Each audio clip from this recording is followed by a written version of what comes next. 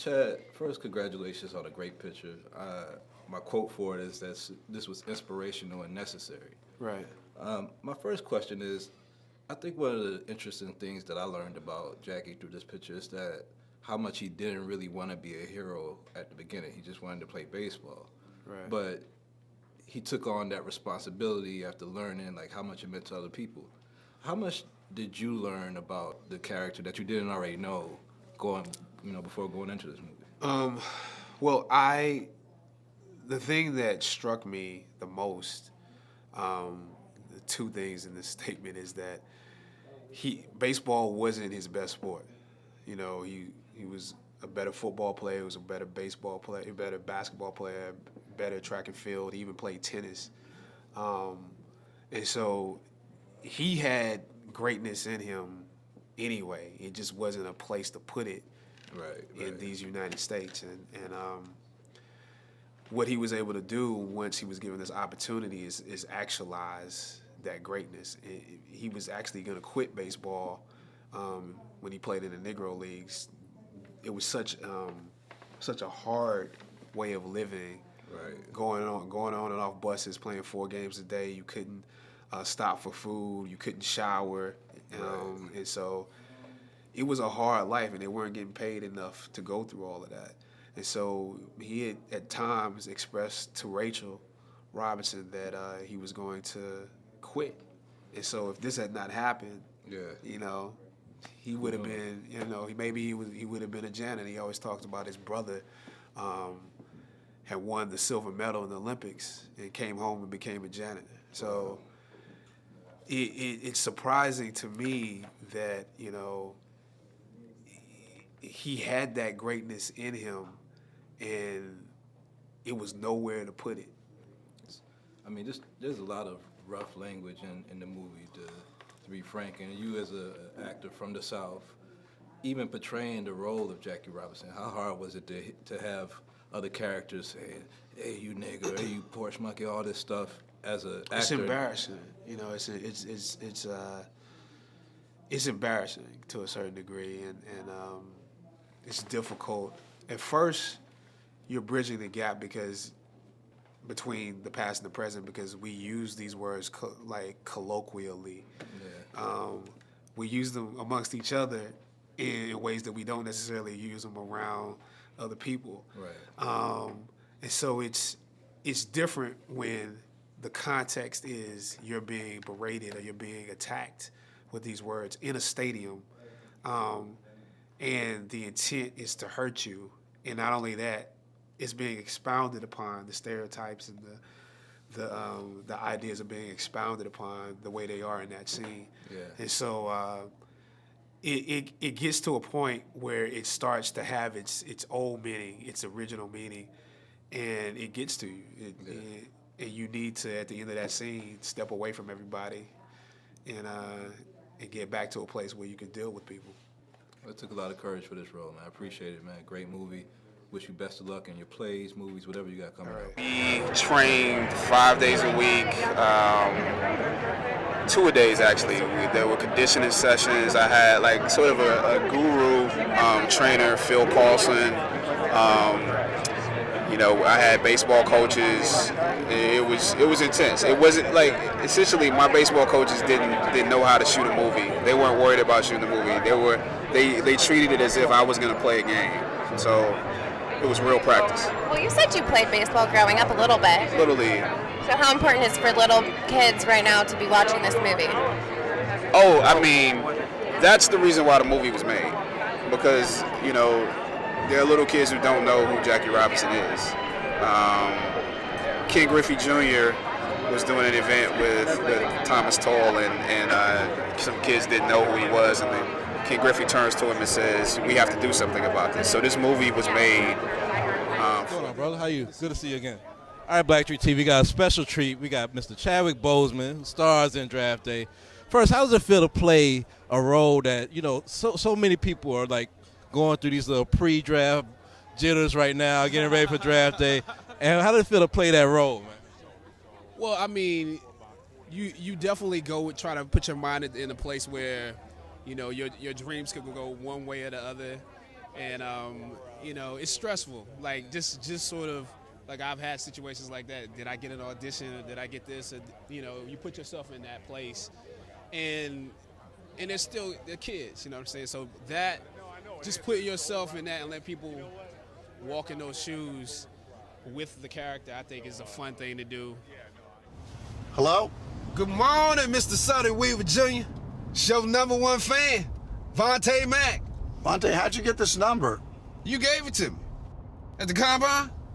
It's all right if I called, ain't it? That's all right. Look, doesn't matter. Vontae, I mean, your career, just like these athletes, depends so much on stuff that happens off the field and on the field. Do you think it's fair to judge people when they get to this level of admiration and success? Will you be judged for everything you do, not just like what you do on screen or what they do on the field?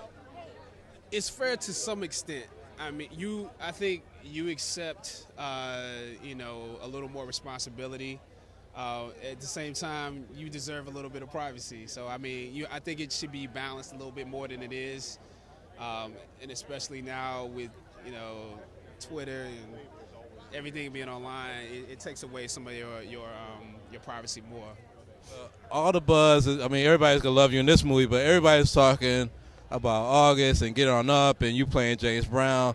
Tell me, how hard was it to get into those dance moves first off and, pull off some of that? And how much training did that take? And how excited are you to play a biopic of another, great person? It was a scary experience, to be honest with you. It wasn't something that I felt like I should do at first. At a certain point, I realized that, it was, in my path. And, the dancing part was something that, like, every day getting up, it was a grind, a serious grind.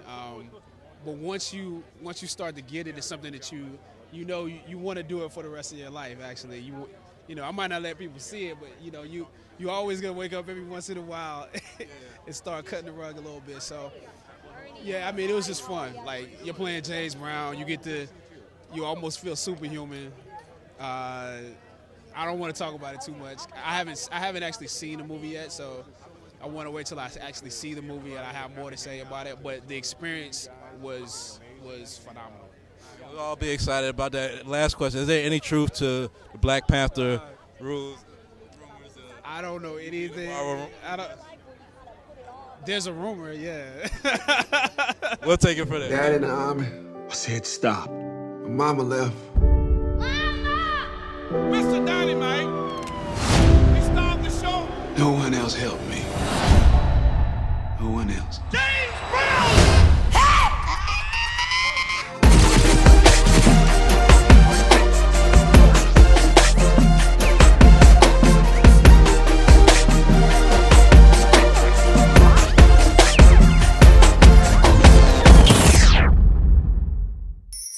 Chad, once again, man, I'm loving you as an actor. You just slamming these roles, and this role in particular, as much as I've already given you credit, I didn't know you was gonna be able to pull it off like you did, and you did, man.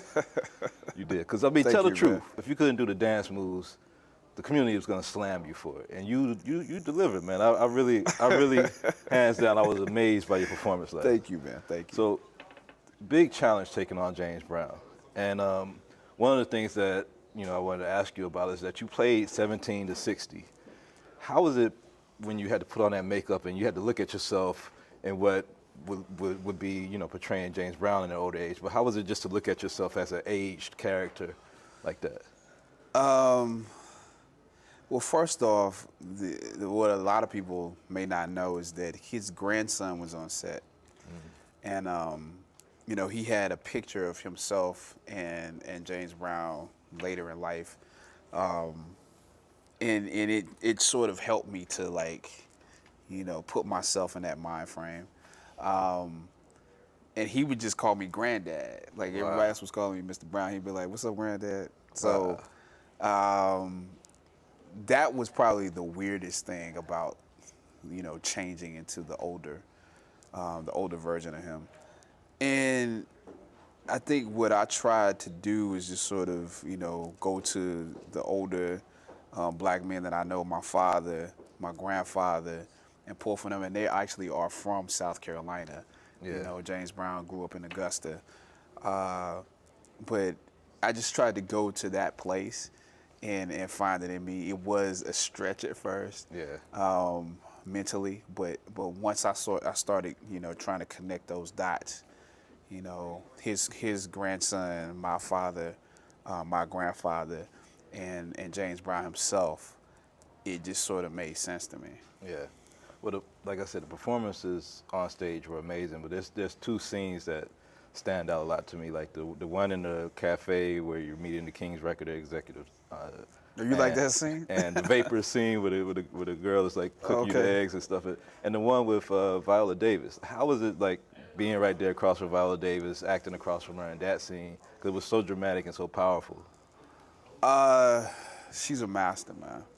She's a master at what she does, and you know, I didn't want to leave it. Once we got to the point where I'm sitting and the coverage was all on us sitting there, I didn't want to get up from that spot. So, because it was just so intense and so like, how do you step away and then come back into that intensity? So, it definitely was one of the, you know, most, you know, focused, intense acting moments I've ever had with anybody. Why you come here tonight?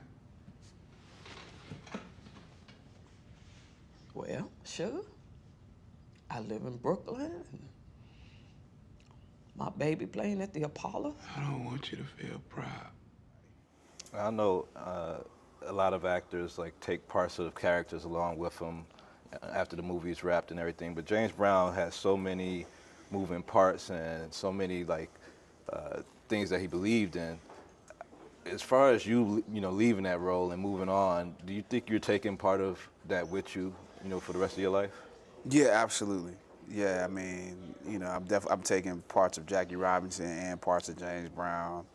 I think you take parts of every character because what happens is you have to compare yourself to them in order to play them. You know, You have to, you know, see what things are the same about me and this person and what things are different. There was a lot of things that were different, but at heart, like in essence, they're universally they're things that are the same in each and every one of us. And so there's definitely some things about his work ethic, his drive, and his you know, his confidence, you know, his swagger. You wanna take those things with you, even if you can only take a little bit. You want to take them, and sometimes other things come up as well. So. Well, all right, gentlemen, thank you so much for your time. I appreciate that. Thank you. So first of all, what's it like to be the noobs in the Avengers? Like, y'all are fresh in the whole thing. Like, what is it like to come in phase 3, holding it down, massive battle? What is that like? Yeah, I mean, for me, I think it's cool to have seen the other movies and to come in and be a part of it, to know that mythology or to know the backstories of other characters coming into it, and you know, just the people that you're working with is fun. I mean, it's like an actor's dream to do something you enjoy doing and get paid well. That's what's up. At the end of the day, like you know, it's and to know that it's leading to something else and it's connected to other things is fun. No, and one of the coolest things that I've kind of nicknamed you like Mr. History, because like, you know, you had Jackie Robinson and Jackie Brown, and you got Thurgood coming up. James Brown. I'm so sorry. Jackie Brown. What's wrong with you? It's actually my favorite thing that people do. Accidentally say that? When they put Jackie Brown, they say Jackie Brown. It's It's one of my favorite movies. It's a great movie, right? But man, there you go. I'm gonna get roasted for that later, I'm sure. But either way, man, what's it like to, you know, no disrespect at all to War Machine or to Falcon, but the fact that Black Panther stands on his own with Captain America, with Iron Man, because he's got the fortune, he's got the kingdom, he's got the skills. Like, what is that like to step into such a major, iconic, like, Black superhero? To be honest with you, I try not to think about all of that. I think it's key to deal with each part, knowing that it's part of that whole But I try not to think of all of those things. I more so think about the fact that there are kids who are going to see it, black and white and Latin, Asian, that will see it and not think the same, in a similar way that there are kids that don't know what it's like to not have a black president. Like, it's cool that it won't be a big deal to them. That's what's more intriguing in my mind. But thinking about, like, because there also is Blade, by the way. Well, that's true. So, that's true. So that's let's true. not forget. That's true. That's very true. That's very true. Let's give Wesley Snipes. I gotta give him his props. I totally understand.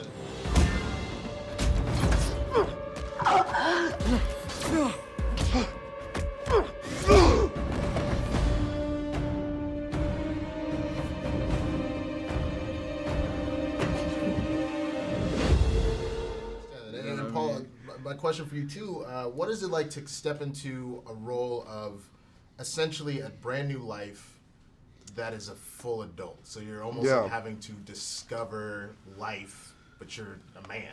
That's been the fun bit, is that he's just recently, I got born on camera. That's not going to happen again, I don't think.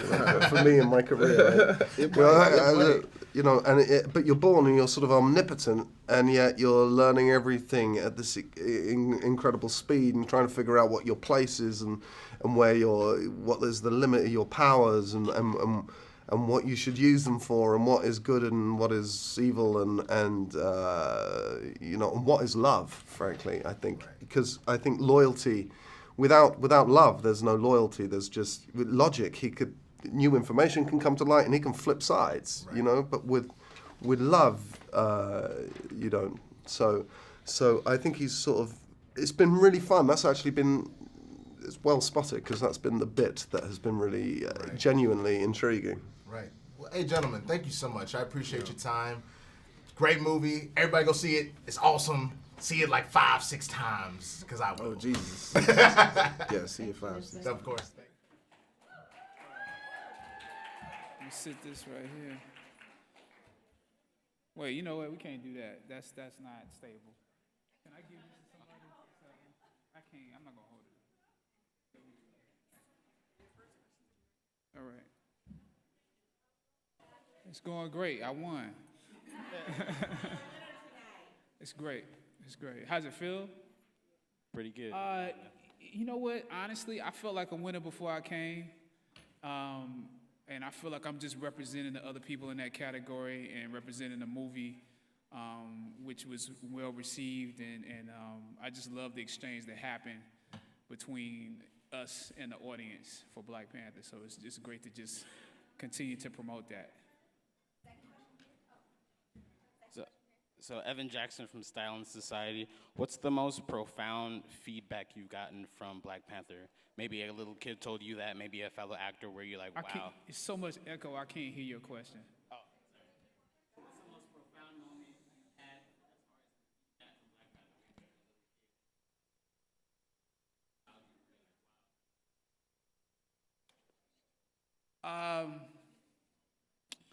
I think one of the most profound, it's so many different things, but there was science courses in Brooklyn that, I've been informed that there are a lot of students that were inspired by Panther, inspired by the science fiction, inspired by Shuri's character, by the suit, by Panther himself, and that has somehow increased people's interest in science and studying that field. So that to me is an amazing thing. But it's so many different things that I could name like 30 things off the top of my head.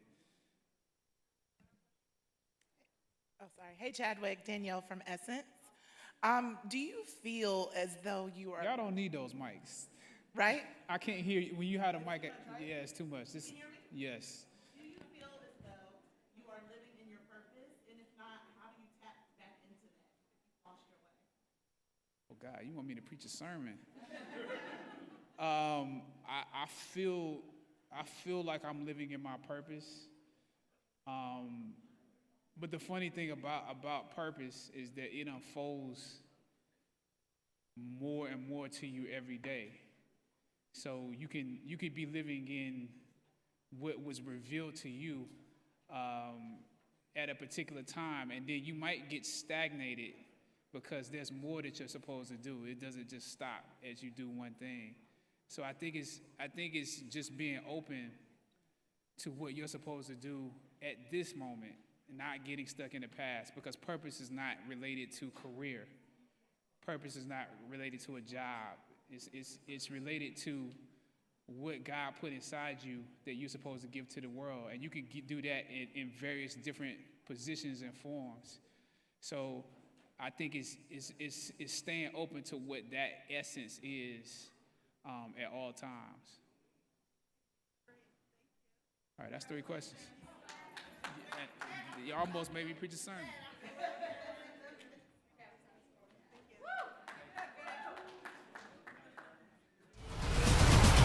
What happens now determines what happens to the rest of the world.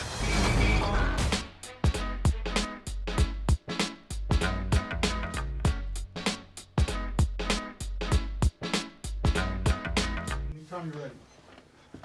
You know how when they say, like, go out there, make your mama proud. And stuff.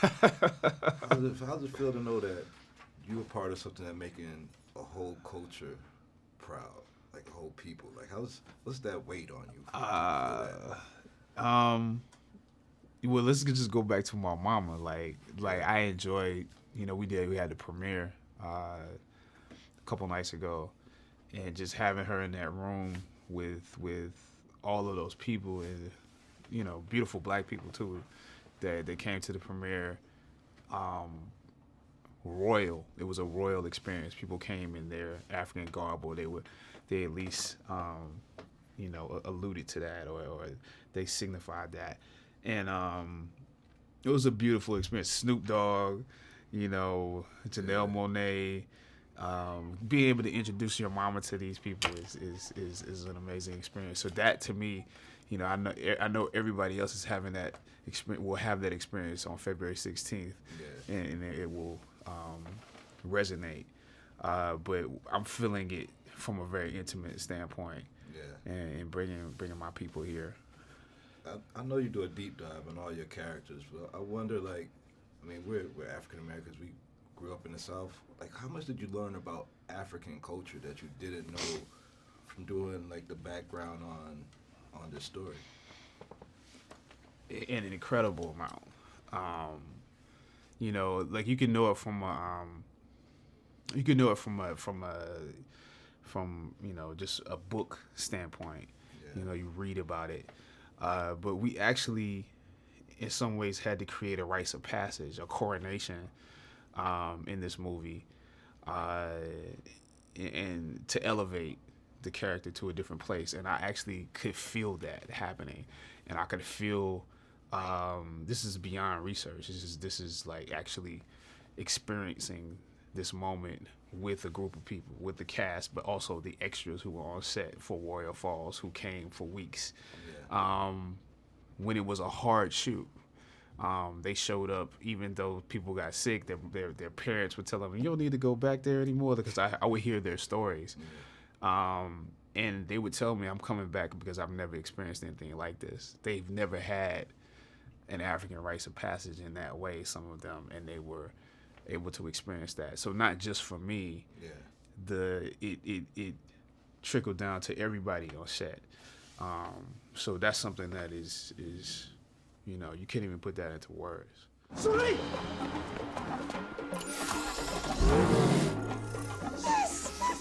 Remote driving system activated. Wait, which side of the road is it? For God's sake, just drive. Okay, calm down.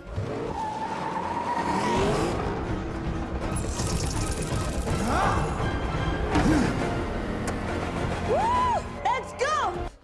What's the scariest thing for you as an actor? Well, not scary, but the most challenging thing, like the accent or the physicality of T'Challa? Was the accent, did it pose any real? Well,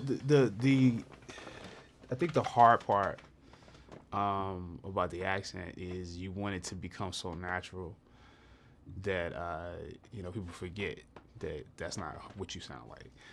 And you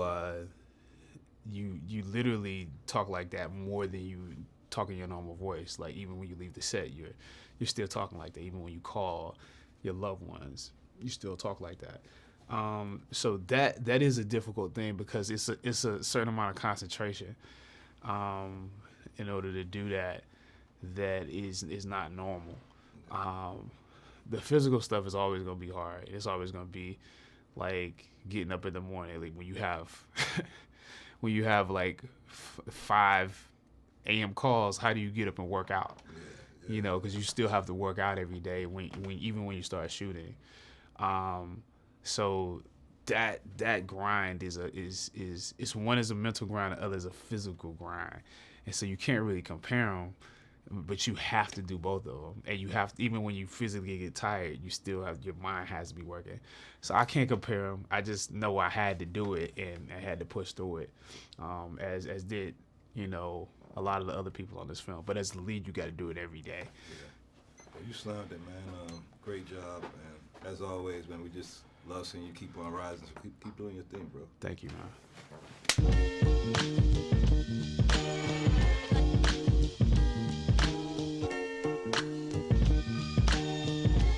How you doing? Good to see you. I'm good. How are you?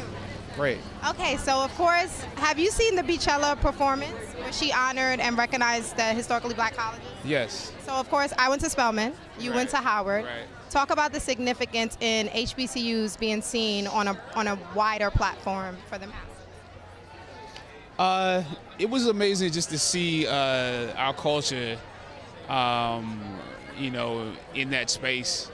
How she brought the Greek chorus, which also is our fraternities and our sororities, which have a whole host of other significances for our culture together. The marching band, which also dates back to like African culture, the way that the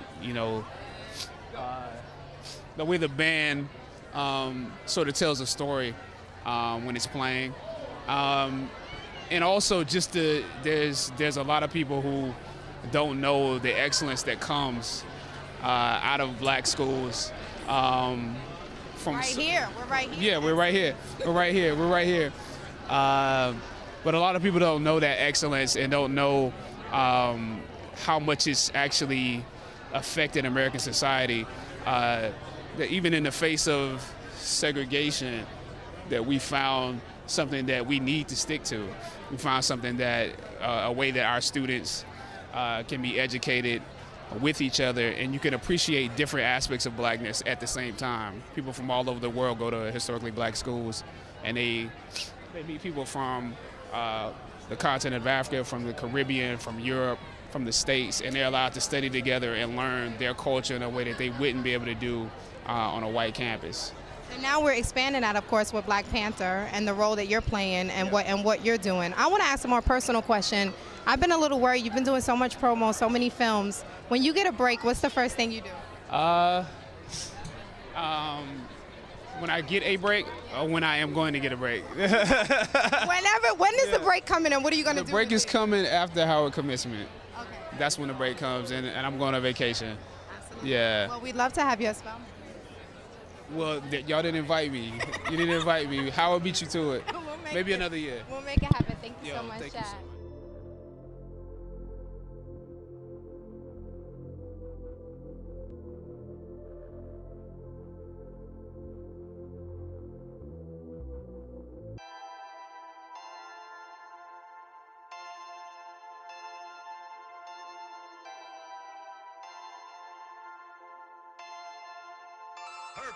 From the beginning, I knew that we could put a great cast together.